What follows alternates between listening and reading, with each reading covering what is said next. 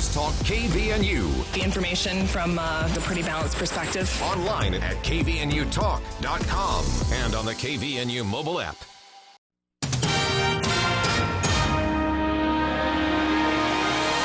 KVNU News Time is 5:05. I'm Bill Walter with this news update brought to you by Roof Rescue. Project Unite launched something unique last week called the Dignity Index. Its entire reason for existence is to try to make rhetoric, conversations, words, debates, and campaign commercials better by focusing on dignity. One of the ways they want to do this is by using a 1 to 8 rating system for candidates. Former Logan City Council member Tammy Pfeiffer, who is now with Project Unite, returned to KVNU's For the People program on Wednesday and remembered a different environment when she ran for City Council. Just thinking about this, I wanted to mention that when I ran for the City Council 20 years ago, things were so different politically. And I actually lost my first campaign, but I had such a great experience. So many people that wanted to talk about issues. There was like very little mudslinging, if any. There was not this contemptuous language we hear now. And I had such a great experience, both in the campaign I lost and then in the 8 years that I served on the City Council. Pfeiffer said she felt there was a different tone and atmosphere then. When it comes to dignity, she said it's been a learning experience for her. And I just had this conversation today with one of my colleagues. I said, help me, how would I say this different? It wasn't a comment I was going to make, but it was a comment that I read that I kind of agreed with. And I said, how would I say this in a dignified way? And we worked through it. You know, we looked at the principles, and you can find these on our website. It has kind of the phrase that goes along with each number, but then it has the subtext or the mindset. And he said, put yourself now in this mindset. How would you say that? And it was a great experience for me. To see the first results of the rating system, go to dignityindex.us and look for weekly scores. Cache Valley's first ever sanctioned powerlifting event is taking place Saturday at Castle Manor in Hyde Park. The event, sanctioned by United States Powerlifting Association, USPA, is the first of its kind in Cache Valley. Over 50 competitors are expected to participate in the event from 9 to 5 at 170 West, 3900 North in Hyde Park. Monster Mash 2022 is being organized by Next Level Strength and Fitness and will not only feature local powerlifters, but also USU's powerlifting team. Participating athletes generally bring a coach and at least 2 family members to the event. Food will be available on site, as well as giveaways and vendors. Dr. Brent Pickett, doctor of osteopathic medicine who specializes in sports medicine, will be on standby to assist any athletes who may suffer any injuries during the event. And while we are anticipating the opening of Utah's newest Costco in Logan next month, a new Trader Joe's location has been announced in Utah. Draper Mayor Troy Walker said on social media today that the city has been selected for the grocery chain's 4th location in the state. He said the store will be located at 11479 State Street and is expected to open in early 2023, adding that more details will be shared soon. KVNU weather brought to you by U&I Furniture. Their showroom is full. Their warehouse is full. Orders from the last 12 months have all showed up. They have the overstock sale going on with lots of furniture to choose from. Always a better buy at U&I, 28 West 1st North, downtown Logan. Mostly clear tonight, low in the low 30s, and then partly cloudy, then sunny skies on Saturday, lower 70s. Canyon winds picking up Saturday night, quite windy, lows in the mid-30s. With canyon winds gusting up to 40 miles per hour Saturday night. Still with us a little bit Sunday morning, but Sunday, pretty nice day, sunny, around 70 for the high. For the latest news, visit CacheValleyDaily.com. This is Mark with Roof Rescue. Most of us don't think about our roofs very often until you see shingles on the ground or water drips through your ceiling. Keep your roof in tip-top shape to protect your home, your biggest investment. Roof Rescue uses only the highest quality materials with experienced workmanship guaranteed to last. Even if you were denied by your insurance company the first time, a free reevaluation can be made. Visit roofrescueusa.com to schedule your free consultation in Cache Valley and surrounding areas. Roof Rescue, providing watertight peace of mind. Local Talk. Afternoons at 4 with For the People. Weather changes are tough on your transmission. As we move to colder winter weather, AMCO Transmission invites you to bring your vehicle in for preventative maintenance before the snow flies. Have a diesel pickup, Cummins, Duramax, or Power Stroke? AMCO in Logan is your transmission specialist, and they promise to get you in quickly. For over 50 years, AMCO Total Car Care has been experts in repair for transmissions, brakes, tune-ups, and more. Find your local AMCO at 75 West, 2000 North. Call 752-1940.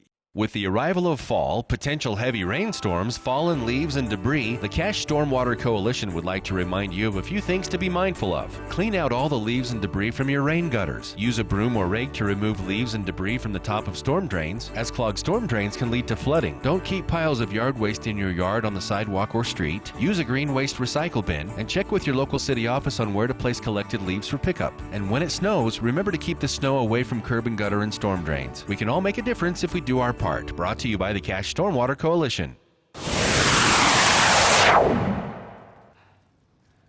We won. All right, hey. All right, good job, guys. Let's just not come in tomorrow. Let's just take a day.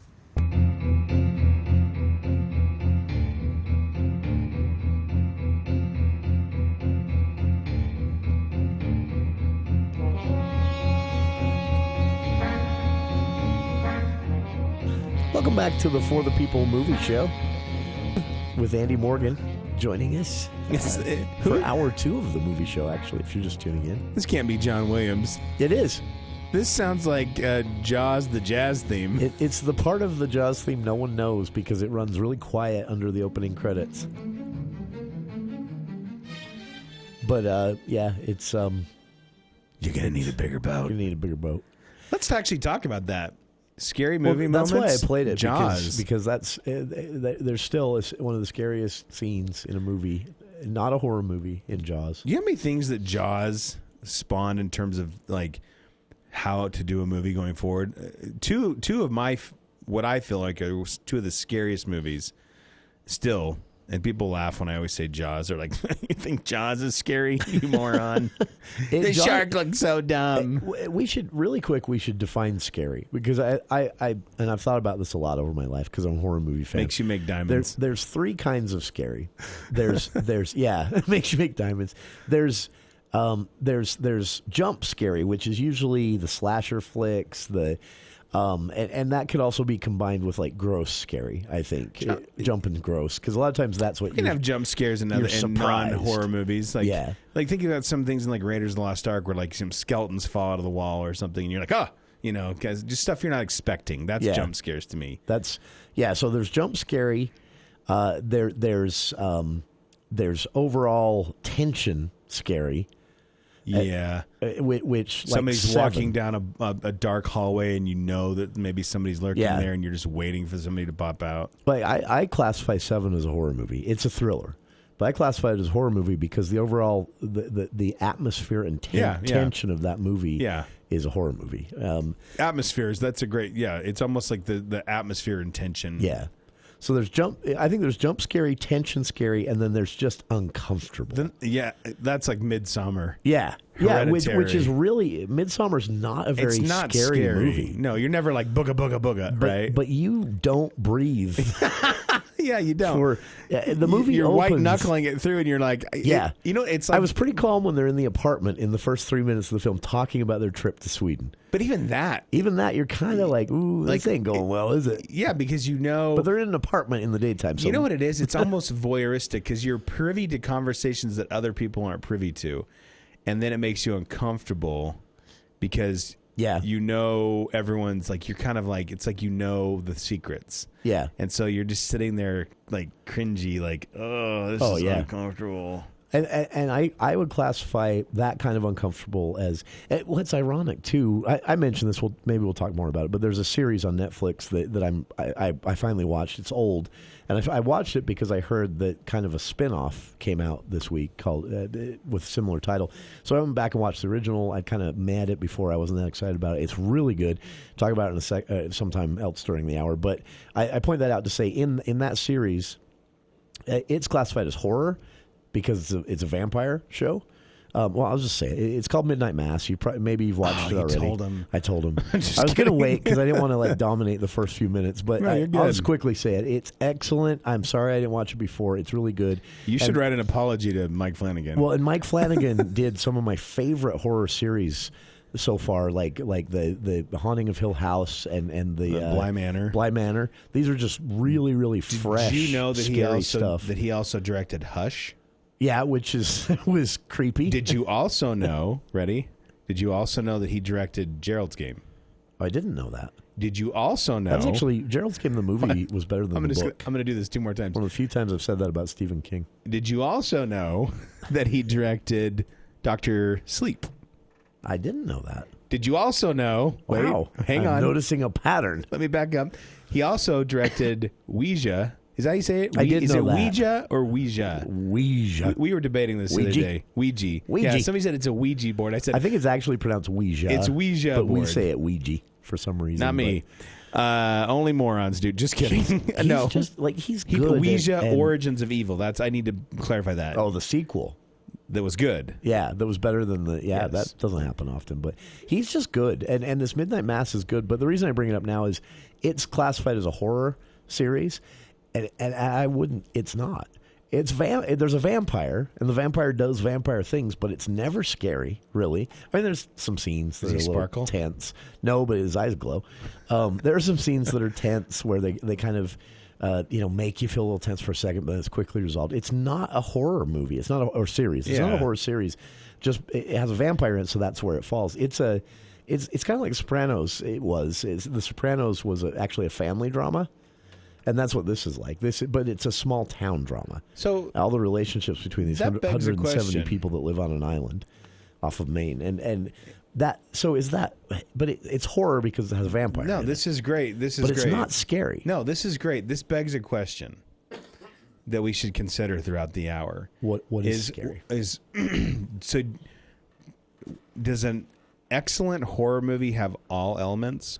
Here's what I talk about. I made a list, and I'm just going to read through a couple of these really quick. But I made a list of what I would consider my Andes. That's me, in case anyone needed to know. My scary like top 25. Okay, movies or scenes? These are just some scary movies. Scary movies, okay. And I want to see if you tell me if you agree with some of these. I'm going to read it through them really quick. I'm not going to sit and talk about all of them. So I'm just going to read down the list. And these are not in any particular order. This is just 25 of the movies that I find are super scary. Okay. Ready? The Witch. Oh yeah. Hereditary. Yeah. Insidious. Yeah. Insidious 2. Yeah. The Conjuring. Very much. The Conjuring 2. Mm-hmm. You're going to like this. Paranormal Activity 3. Yeah. 1 and 2 are fine, and I could group those all together. But Paranormal Activity 3 is particularly unsettling. The only thing I'd change about that is any of the first 3. But yeah, the third one is probably the most uncomfortable. The Descent. Veronica. Remember the cave movie? It's been a long time since I saw that. Veronica. Oh, yeah. That's a Spanish horror movie on Netflix right now. If you can get through that, I will pay you $5. That is, I will Venmo you $5. That one's on my list. I had to watch it multiple times. I squinted my eyes. Veronica is very. I really did. So this is kind of what, going back to your original question, right? Veronica has jump scares. Yeah. It's got tension. It's got so many things that I felt physically uncomfortable. Not because it was gory. Yeah. Not because. There was such an overwhelming sense of dread. Yeah. Anyway. Midsommar. It Follows. The Strangers. Top of my list. The Babadook. Yeah. It. The first It movie, not the one with... Chapter 1. Yeah, It, Chapter 1. Signs. Okay. Alien. Signs the first time. Not on repeated viewings. It's still. But the first time, Signs was a horror movie. Yeah. Alien, Poltergeist, The Changeling, Sinister, Mama, Ouija, Ouija, Origin of Evil, The Others, We Are Still Here, The Autopsy of Jane Doe, The Mothman Prophecies. That's one I never thought I would put on there, but it's Richard Gere. Well, it's Richard Gere, Will Patton, and Laura Linney. It's a fantastic cast. It is a good movie. And it is so hard to watch that. Here's another one that one of my critic brethren and I, Brooks Bird, we were arguing about this the other day. He was telling me it was so dumb. Is The Fourth Kind with... do you know what, though? That movie is uncomfortable. That one's a hard one for me because if you're looking for something that will freak you out a little bit and make you uncomfortable, it's excellent for that. But it's actually a really bad movie too. Well, the problem is the acting isn't. I must be dumb, but it's good. It's scary. I'm so gullible. When I watched the Blair Witch, after I went onto the internet, I went to Alta Vista, and I wrote. Dear Alta Vista, what's this Blair Witch thing? Is this real? What happened to these people? And everyone's like, you dummy, it's a movie. I did the same thing with Paranormal Activity. I was like, wait, is this real? Whose footage was this? Yeah, and then I did the same thing with The Fourth Kind. I was like, wow. You got me. And then I went and it was like, no, this is not real. The Orphanage is another one. Guillermo del Toro. That's movies. Yeah, no. No, that's actually not Guillermo del Toro. That's, I can't think of do one called, or is his The Orphan? His is The Devil's Backbone. Oh, that's right. It's just in an orphanage. It is. That one is on my list of scariest movies. But they come from the same, they're both Spanish directors. It's uncomfortable. Yeah. The Ring, I know it's corny, but that movie is really unsettling. That's another one that I put in my... So I had to classify first viewings, and The Ring was another one that... The Grudge, I think, fits into that. I could debate those. And then the other one that I think people have forgot about is The Exorcism of Emily Rose. This is by the same director that did Sinister, who also did Doctor Strange, and recently The Black Phone. And it's another one that's uncomfortable. Well, and it's not just an exorcism movie. It's a courtroom drama. Yeah. And you've got great actors in it. Again, Laura Linney's in that one. And you also have... there's a trial. I can't think of his name. Of a priest who does an exorcism of a girl that dies, and he's on trial for her murder, her death. It's anyway. So that would be on my list. The only one I would add that I feel like you left off, but I'm also we could have done 50. I'm torn on this because I just in a top 25 kind of thing. You got all of my top. I only did top 15, and all of my 15 were in your 25 except for one. And I'm torn on this because it's just Midsommar. It's really only the first half of the movie. Oh, two, because Midsommar was on my list. Yeah, I debated. It's only number one for me though was It Follows. I'll talk about that in a second. But and it's another reason the Paranormal Activity movies are top of my list. But the one I would add, and it's only really the first half because it gets kind of schlocky. Towards the end, and don't see the sequels, and don't read about the director because you'll be disappointed you supported the movie in any way because it appears the guy was a pedophile, which is I'm serious. Like it came out after the third Jeepers Creepers. That he was You're talking about the first Jeepers Creepers. I'm talking about the first one and really only the first half. Is this what the one that has the kid that's he was in school? Yeah, I know what you're talking about. What is his name? Anyway, this is our COVID fog. He was kind of famous for a while and then disappeared. And Justin Long. That's who we're thinking of. But that movie, the first, you don't see a monster. I'm getting to a theme here on the movies I like best. But you don't really see a monster. You do see the monster at a certain point. But there are some scenes in that movie. The truck running up behind him in the rear view. You can see it. They're just driving along facing the camera. But you see this thing coming at them for 10 minutes. Yeah. Because it's coming fast, but it's a long ways away on a straight highway. And you see it. And at first it's just a car behind him. And then pretty soon you realize this car's coming up pretty fast. And you remember, I'm watching a horror movie too. So, and then you see it coming up even faster. And then you see it, and then you start to see what it is coming behind him. And that is one of the most tense scenes. No music. The dialogue's just banter. It's just him and his sister, and talk about why they're driving cross country together, headed home from college. And that scene, and all the car does is come up on him, honk really loud, and pass them. One of the scariest scenes in a movie. And then the second one in that movie, they go to the old lady's house, Yeah. looking for a shelter to hide from the monster because now it's been revealed. Yeah. And they know the monster's chasing them, and it has wings. And they go to the old lady's house, and she comes out to the porch. She has 100 cats. And she comes out to the porch, and they ask if she can use a phone. They can use her phone, and she says, "I don't have a phone," because it's like poor rural Midwest. You know? And she says, "I don't have a phone." They're in the middle of nowhere. She says, "I don't have a phone." And they said she stands there for a second, and then she turns her head and looks out in the cornfield, and she stares at the scarecrow for a second in her cornfield, and she turns back to the kids, and she said, "What did you kids bring into my yard?" And Justin Long says, "What?" And she says, "That's not my scarecrow." Oh, it's horrible. And slams and locks the door with them outside. Yep. So that is one of the most tense scenes. And it's so... Anyway. No, I agree. Quickly on your list, the ones that made the top of my list, I realized there was a theme. And it's Paranormal Activity, the first three. And it follows Midsommar. All of these. There's no monster. You never see a monster in It Follows. In fact, the only part of It Follows I don't like is the swimming pool scene at the end when you see it hit the water and you get the impression it's huge. I was actually kind of disappointed that they didn't leave it entirely to your imagination. Nope. I think that is so cool in a horror movie to scare you and make you uncomfortable without. Does It Follows even have special effects? Not really. Oh, No. there's the one at the first, the gross scene at the first. Well, and here's something I want to throw out along with what you're saying is when we talk about movies like in the 80s and stuff, horror movies back then, it almost felt like they were its own genre and they were kind of given like the thumb. It was kind of like rap in the Grammys in the 80s. Like it was like, well, we realize this is popular with the kids, but we don't take it we're seriously. Not recognizing it, yeah. But today, this is serious stuff. Like people. Movies, horror movies are actually, they're not just horror movies anymore. They're good movies. You know what I mean? Yeah. They're really good movies. It's sort of like what's happened in book publishing where there have been more and more crossovers of what is known as literary horror. Stephen King's written some literary horror. Yeah. Actually, the original book, It, is considered literary horror. I just turned on a scary movie moment.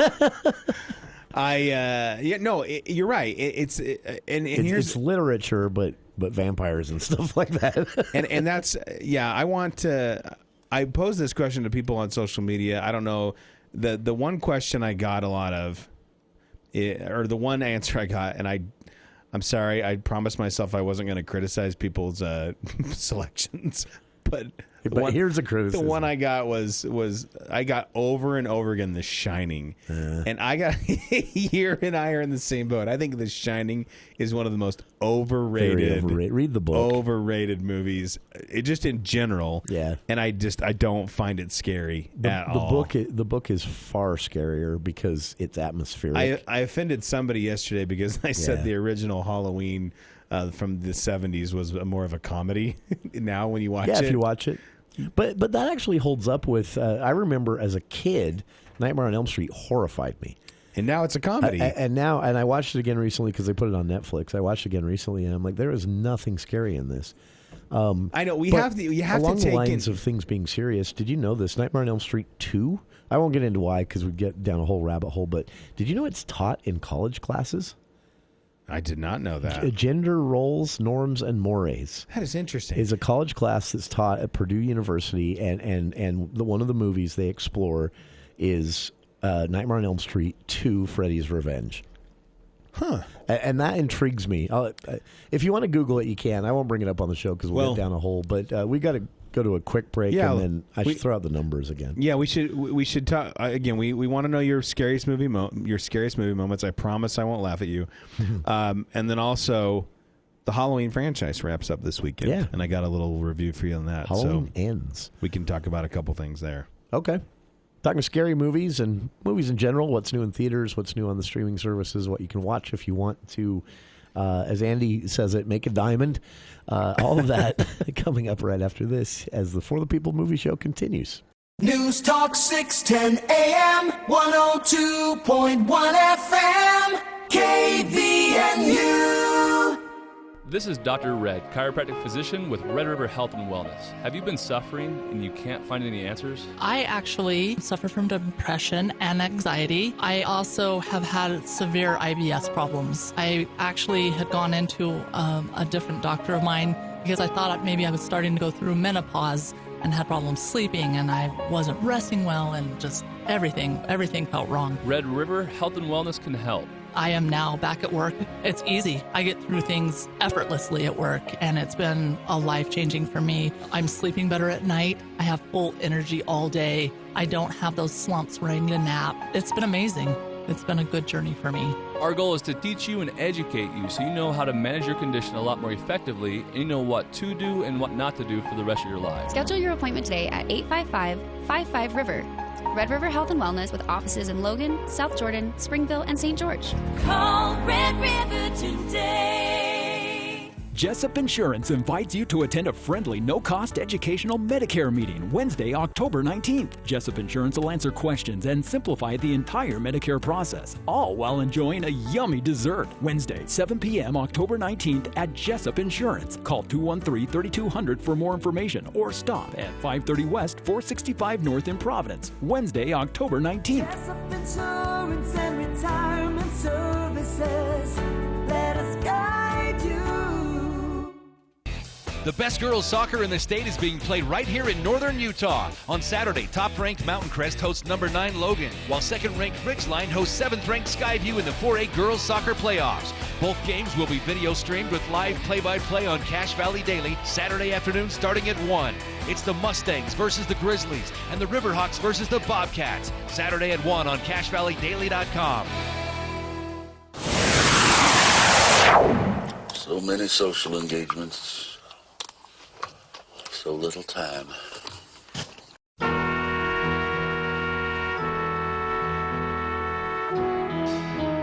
Welcome back to KVN News for the People Movie Show with Andy Morgan of Andy at themovies.com. We're talking about scary movies, scary movie scenes, asking listeners if you've got a favorite scary movie scene. Doesn't have to be a horror movie. Just It doesn't. It doesn't even have to be like jump out. Just anything you would classify. It just can't be a television show. As a just kidding. It can be whatever you want. I have one from a television show, but I've mentioned it every Halloween for years so that we've been doing this, so I won't again. But 753-5868, by the way, if you want to throw one of those out. But there's a movie that came out this weekend. Yeah. It's the Halloween themed, I hear.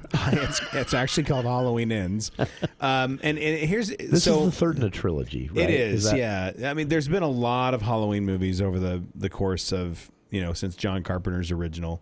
Michael Myers, Rob Zombie tried his hand in it for, I think, a couple. That's right, he did. And his were different. John Carpenter does not acknowledge them. He made that clear. He acknowledged nothing but the first one. Well, the first one was like a remake. He doesn't like any of them, and he pretty much made that clear. Yeah. But then, weirdly, Danny McBride and Halloween 3 doesn't even have Michael Myers in it, right? No, that's how far it went. Well, then remember they had Halloween H2O or something like that. Oh, that's right. They really somehow got Jamie Lee Curtis to do that. Yeah, I mean, let's Josh be honest. Hartnett too. Michael Myers, Freddy Krueger, all these guys, Leatherface, they've just been extended over and over and over again because it draws audiences. But this is what we're talking about. Most of that would be considered just campy schlock, just garbage, really, for the most part. The original Halloween only has one really scary scene. Yeah, and the question is, the rest of it's just creepy music. Well, but let's be honest. The original Nightmare on Elm Street, while it's corny today, the original Halloween, while it's corny today, and Texas Chainsaw Massacre, while it's still unsettling today, those three movies, even though they're corny, they still stand the test of time because that was the original. That was the original, and it was original, right? It's just it's the repeated bringing back, The original Texas Chainsaw Massacre is so uncomfortable. That's one of the few horror movies I've seen multiple times that I actually still I don't enjoy it. Yeah, I don't. No, you're right. That meat tenderizer scene. Yeah, it's a quick scene and it's not particularly gory. There's something about this is so brutal. It's just like a lot of times when I've tried to rewatch that, because it is scary. Yeah. But as I've tried to rewatch that, I get to that scene. He steps through that sliding door, and the guy's laying there on the ground, and he just goes whack. Yeah. And then what happens after that? It's just I'm like, I don't want to watch this. Yeah, and I shut it off.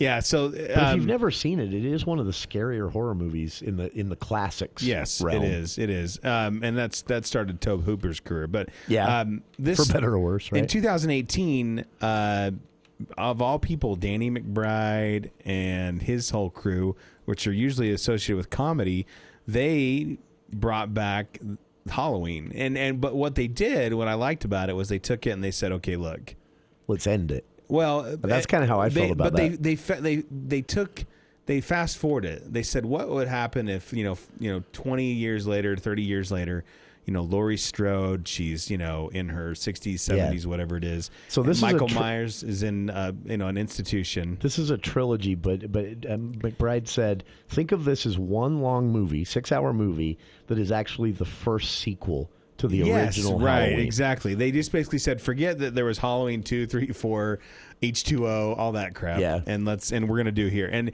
And that first Halloween that they did in 2018 was fantastic. It was fantastic. Yeah. I've never liked the Michael Myers character. I think this franchise is corny. That was the first time they made him scary. It was. It was great. Opinion. It was great. Now the second one that came out last year, Halloween they skipped. Yeah, because of COVID. I thought it was a real letdown. Which is the one with the moving bar in the kitchen?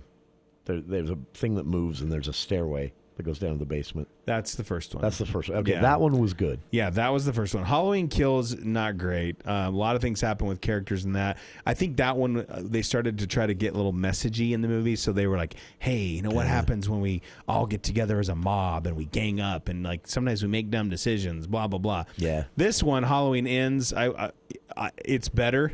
It's still not as great as the first. Sequels rarely are. Yeah. I gave it a solid... I gave Halloween Kills... D+ because I just thought I didn't love it. This one I would give probably a C+, B- range. And you gave the first, and I gave the first one an A. In this trilogy, an A. Yeah, I thought they nailed it. This one is a lot better. It has actually one of the most disturbing opening scenes I've probably ever seen in movie history. Really? It's pretty disturbing. Not because it's gory. It's just how shocking it is. It happened, and I went, "Oh, what? Wait, what?" and this actually weirdly does not have a lot of Michael Myers in it. But I think that goes back to this. When I think the mistake a lot of filmmakers make when they make horror is thinking that the monster or the threat is really something that can sustain a full 2 hours of scary, and rarely, especially Michael Myers. The thing that's weird, though, rarely can they. No, they He's can't. a slow walker. But this isn't because they really focus. They introduce a new character at the beginning of this, and because when this movie picks up, if you watched Halloween Kills, Laurie's daughter was murdered in Halloween Kills. Yeah. So she's living with her granddaughter. They're trying to start a life. They're trying to leave all this behind. She's kind of sick of being bothered by this whole Michael Myers thing. The thread through the movie is that, but it's everyone still remembers it, and it's more like they're blaming them. They're like, well, if Laurie hadn't abated him, and if Laurie hadn't, it's almost it's almost victim shaming is what they're doing to Laurie and her granddaughter in this, and they're kind of sick of it. And obviously Michael Myers has still never been found. He escaped. What I mean? He lost some fingers and ran away. And then I'm just gonna. I know that a lot of people are gonna see this, so I'm just gonna. It's also on Peacock. You don't have to go to the theater. You can watch this streaming on Peacock. That's how much confidence they have in it. But I do want to point out. I thought it was corny that they spend probably 30 minutes. And you're just like, okay, when's Michael going to show up? And when he does, he's kind of in this little sewer hole underneath an overpass. And I didn't get the impression that Haddonfield, Illinois, was a giant sprawling metropolis.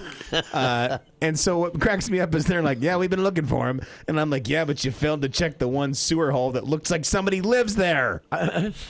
A big city. Hey, what's that sewer hole with all the branches on it? It looks like a tiny igloo. like a little serial killer igloo.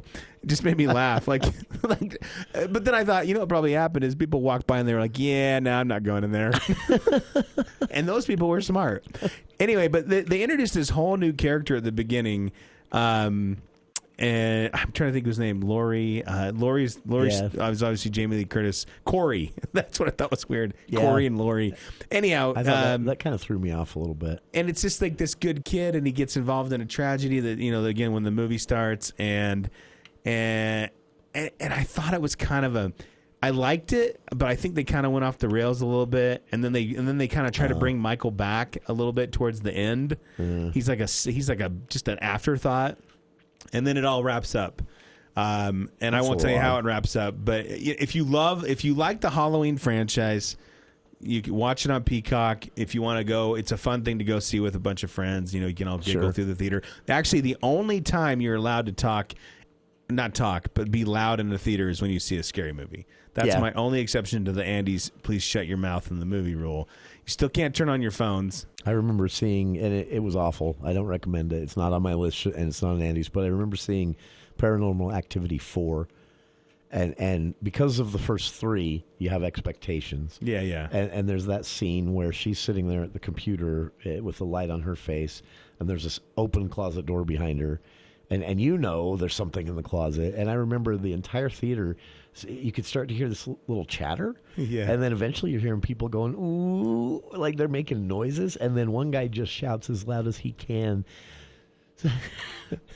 turn around. Yeah. Stop turning your back to the closet. I did that. He was mad. We all laughed. I like that. I do laugh. Like there was a scene in this last Halloween movie where the guy goes into the kitchen to cut a piece of banana bread or something. And then he hears something, so he leaves. And, you see this chopping block with banana bread and a big knife. Ugh. And then he comes back later and the knife's gone. And everyone's like, aw, because they know somebody's got the knife. Come on. That was the only other part of Paranormal Activity 4 that sticks out to me as unique. When the knife, she's cutting carrots, and she turns around to talk to the kid, and the knife just zips up to the ceiling. And then... 20 minutes of movie go by. You've forgotten, actually, the knife's up there. And, yeah. And that was... I think we all learned lessons, otherwise too. It was awful. When I watched Poltergeist, I was like, I just would have burned my house down at that point, right? Yeah. How much would you put up with before you're like... I also want to point out, I told you this last week, when I watched my best friend's exorcism, I was once again reminded, and this is Andy's Halloween PSA to all you teenagers and actually anyone. Sure. Nothing good happens after you play with a Ouija board. Yeah. Nothing good happens. It's kind of a given. You might as well just you're offering yourself up at that point. Yeah, there's a demon in our house. Jeez, what happened? Well, we were playing with a Ouija board. Oh, wow, weird. Who would have thought? Did you ever see a scary movie? We've got a couple of recommendations coming in from listeners here on scary movie scenes. But one listener, well, I'll save it for the other side of the news. One listener points out that they're taking issue with my 3 types of horror because this listener says there's. I'll tell you on the other side of the break. It involves a scene I know you hated from that Spider-Man movie. The guy that plays Spider-Man, I can't remember his name. It involves a dog. Spider-Man. We'll talk about that on the other side of these headlines with KVNU's Bill Walter.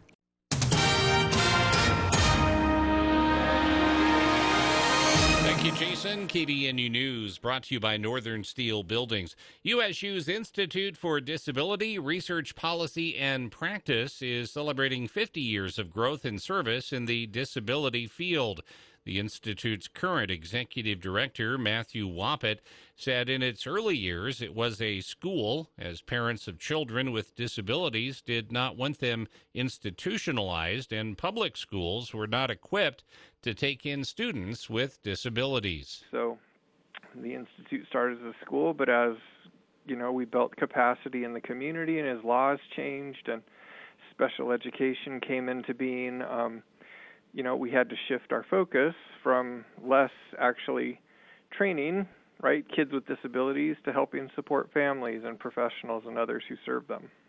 He said it was an important step when school districts began to integrate students with disabilities into classrooms. It was a huge deal. I mean, that started back in the 80s, and the funny thing is we're still working on it. There are still some pretty significant barriers to students with disabilities, specifically intellectual and developmental disabilities, getting full access to the regular classroom. But we're certainly well beyond where we were back in the 1970s and early 80s. The Institute's work began with helping school-age kids, but now provides services for people with disabilities across the lifespan. County residents will have one more chance to register for Utah's wood stove and fireplace conversion program. Registration for Cache County residents only will be open for the program between Monday at 6 a.m. and Tuesday at 10 p.m. next week. Matthew McPherson, a public information officer for the Utah Department of Environmental Quality, says that this will be the last opportunity for Cache County residents to participate in the program. McPherson says that Cache County homeowners can register by clicking on the link. That link is provided on the story at CacheValleyDaily.com. And UNLV has been predicted to claim the 2022-23 Mountain West regular season title as voted by the league's head coaches and select media, and announced Wednesday morning ahead of the conference's virtual media days. That's the women's basketball team. New Mexico is picked second in the preseason poll with 264 points and the remaining two first-place votes, while Colorado State was selected third with 232 points. Unfortunately, Utah State is picked dead last at 11th with 61 points. KVNU weather brought to you by the Duct Hunter. Clothes dryer vents can get clogged with lint. Birds can even build nests in them. Let the Duct Hunter clean them out for you. Call 770-4813. Mostly clear tonight and overnight. Low in the low 30s. Partly cloudy, then clearing tomorrow. High in the low 70s.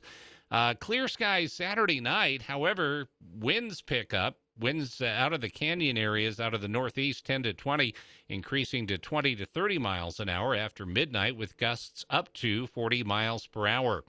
A little bit breezy Sunday morning, but sunny around 70 during the day on Sunday.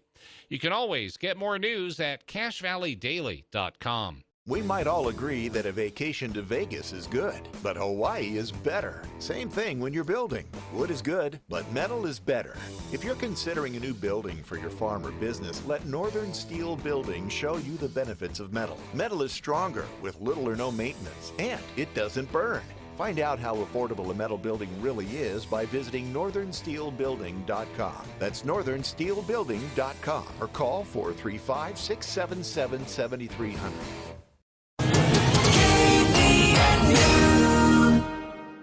Mommy, look over there, there's cows, Mommy. Look over there, there's sheep and chickens. Mommy, look over there, there's baby horses. Mommy? Yes, Max? Do you live on a farm? Oh, Max, we live in Cache Valley, and it sure seems like a farm sometimes. Do you value Cache Valley's unique open areas and miles of untouched lands? You can help preserve it. Vote yes on Proposition 1 on November 8th. Brought to you by Cache Open Space. See us online at cacheopenspace.org. Hi, this is Bryson Bem from the Cache County Clerk's Office. If you would like a tour of our new ballot counting center, we are holding an open house today from 4 p.m. to 7 p.m. located at 2785 Airport Drive, located in the Logan Cache Airport. We will have pizza and drinks to answer any election questions you might have. Remember, the open house is today from 4 p.m. to 7 p.m. at the Logan Cache Airport, and everyone is invited. Come see democracy in action. Our children's education should be a top priority for all of us. Hello, this is Dan Johnson. I am your representative in Utah House District 3, representing Logan, Richmond, and Cove. I have worked in education for my entire professional life. This issue is very important to me, and I have fought to achieve record funding for our children's education. As long as I'm in the Utah House, our children's education will be a top priority. Vote Dan Johnson this November. Paid for by the committee to elect Dan Johnson. The best girls soccer in the state is being played right here in northern Utah. On Saturday, top-ranked Mountain Crest hosts number 9 Logan, while second-ranked Ridgeline hosts 7th-ranked Skyview in the 4A girls soccer playoffs. Both games will be video streamed with live play-by-play on Cache Valley Daily Saturday afternoon starting at 1. It's the Mustangs versus the Grizzlies and the Riverhawks versus the Bobcats. Saturday at 1 on CacheValleyDaily.com. Hey, Aggie hockey fans, it's USU hockey game time at the Eccles Ice Center tonight, 7 p.m. sharp. Weber State invades Aggie home ice. Be rocking by 7 o'clock sharp and bring your teddy bear for the teddy bear toss. Avoid the lines. Get your tickets early at usu.edu/hockey. That's usu.edu/hockey. And day of at the Eccles Ice Center. USU hockey takes on Weber State tonight at 7 p.m. And one question. Do you have your tickets? You don't want to get mixed up with a guy like me. I'm a loner, Daddy. A rebel.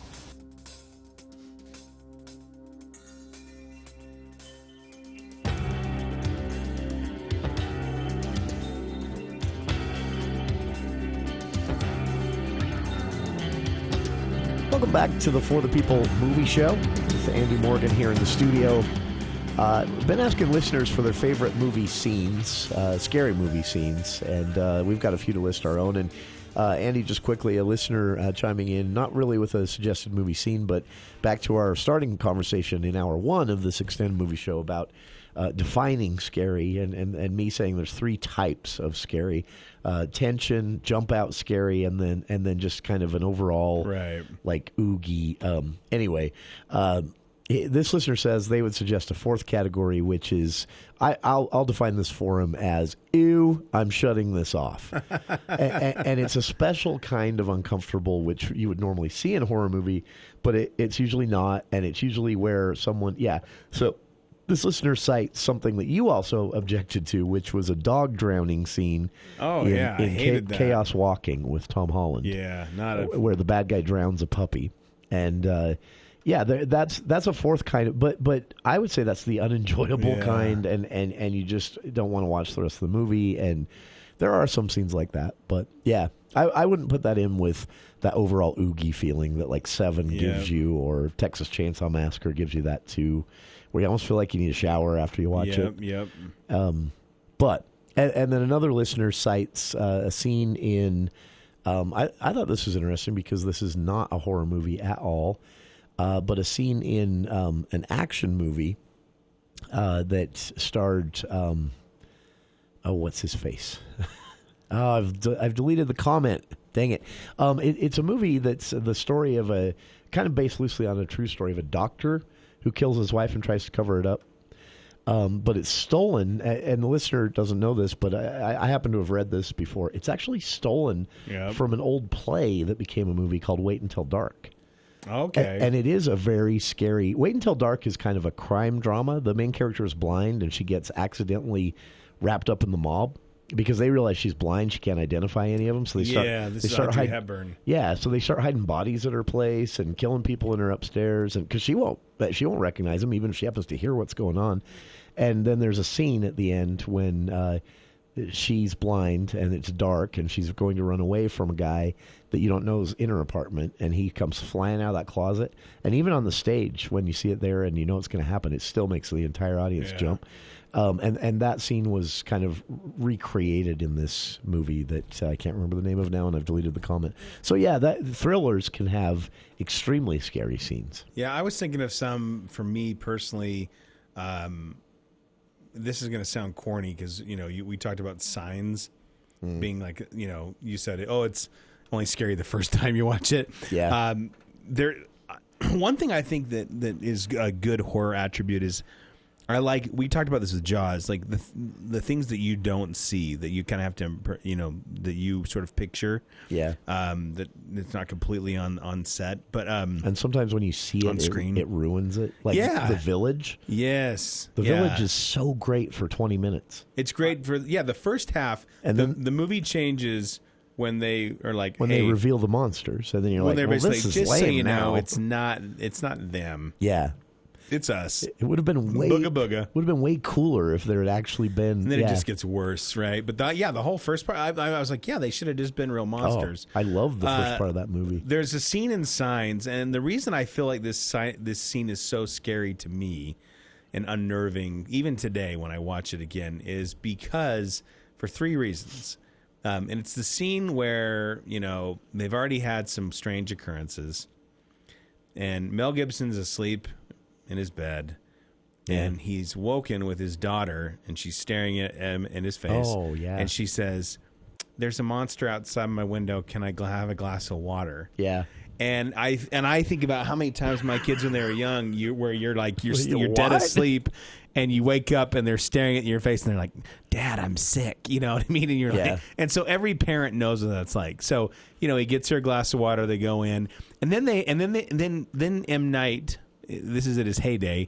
He pulls a Spielberg there, and the Spielberg he pulls between all this is they sit down, and she says, "How come you talk to mommy in your room? Because the mom's dead." And he goes, "Well, I like to think she hears me." And and she's like, "I don't think she hears me." And they're having this like heartfelt conversation. And he's trying to explain difficult things to his daughter. And 2 things happen right there, and this is why it's genius. One is you settle down. The initial, "There's a monster outside my window. Can I have a glass of water?" While funny but also unnerving, you forget about for a few minutes because they're having this tender conversation. Yeah. And then all he does is he looks up and he looks outside, and there's something standing on the barn. Yeah. And he panics. And it's unnerving. And then what's great is that in that same movie, there are a couple other things like that. I put another one on there is the leg in the cornfield. You know? That is actually that's horribly creepy. And then the other one that is also creepy is the birthday party video surprise, where they're like watching on TV and they're like, "We've had this disturbing video from Brazil," right? Yeah. Anyway, that was kind of those are 3 that stand out to me. I was thinking of just a couple others. Remember the lawn work scene in Sinister? Oh yeah. That's terrible. That's awful. But man, is it necessary. That's one of the things I liked about Sinister. Yeah. And I would also put the Conjuring movies and Insidious in this group. Want to play hide and clap? There is nothing gratuitous. That hide and clap scene is one of the Babadook has some stuff like this in it too. Where are you? Right here. Yeah. And then the little girl yells from upstairs. They're like, whose hands were those then? Oh, I mean, it's so creepy. And remember, there's she falls down the stairs, and then a little ball comes, bloop, bloop, bloop. Oh, yeah. No, it comes out of the corner, out of the dark corner, like, "Hey, I thought we were going to play." Yeah, like I'm not done playing. And you're like, And then, I think I'm still kind of hung up on The Shining because a few people have said The Shining. Why? The bathroom scene at the end. It's creepy. It's iconic. And Jack Nicholson does a good crazy person, but it's not scary. No. The book is. Honestly, read the book. I watched a scene from Hereditary the other day. We talked about this earlier. So, Hereditary is so uncomfortable on so many levels. Yeah. There's the family drama. Right, because we won't spoil it, but there's some things that happen in the beginning that really affect the family. Yeah, and there's the family. There's another thing that really affects the family that you do not see coming. There's that family dinner. Remember where he's like, "Why don't you just say it, Mom?" You know what I mean? And she's like, I am your mother. Well, yeah, and then they set up this idea. You're spending the majority of that movie trying to decide which parent is unhealthy for the kids. Yeah, the dad or the mom. Yeah, and you don't know, and it's intentionally vague, and then it turns out. Well, and then there's the whole not the parents at all. There's the whole, there's something in the dark kind of thing where, where it's this grown teenage kid that can drive a car. And there's this scene where he comes in and he sees somebody, I won't say who, about that. laying on the floor who's like it looks like he's been burned alive. Yeah. And then as the camera sort of pans to see this kid's reaction, up in the corner, there's somebody in the corner of the house just like up on almost in the rafters. Just kind of sitting there. Just waiting. And then when somebody's looking at you? Yeah. And he kind of turns around. That's such a creepy scene. And then what makes it even worse is that the person that's chasing him, we'll just spoil it here, it's his mom. And he runs up into the attic and shuts the door, and his mom is pounding on the attic door. We won't say how that's possible. Yeah. And he's like, "Mommy, please, Mommy." And it's just everything is so horrible. You're just like, I don't like this. Everything. They actually had a thing that they said that people would wear their Apple Watch and they would track their pulse, and it would be like they were like doing a brisk exercise, like 120. Oh, I can imagine. Some movies. Oh, this is a good one. Listener says the sledgehammer scene in Stephen King's Misery. Oh, that's a good. For a movie that was written by a horror author, but is one of his least horror stories, that's awful. That scene alone, the build-up, and it's so played out. Yeah, Annie, the build-up please to that. don't. You don't need to do this, Annie. Yeah, it's Annie. That is really. What are you doing? Come on. Yeah, it's awful. I totally agree with this. The final 3 seconds of Blair Witch Project. I agree, and then I would add nothing before that is very scary. Well, there's some building tension. You know what I mean? The tent scene is a little jump scary. Like, what's in this little bag? Are these fingers? You watch that entire movie, just for the last 3 seconds, and then you're like, okay, that part was scary, but man, no.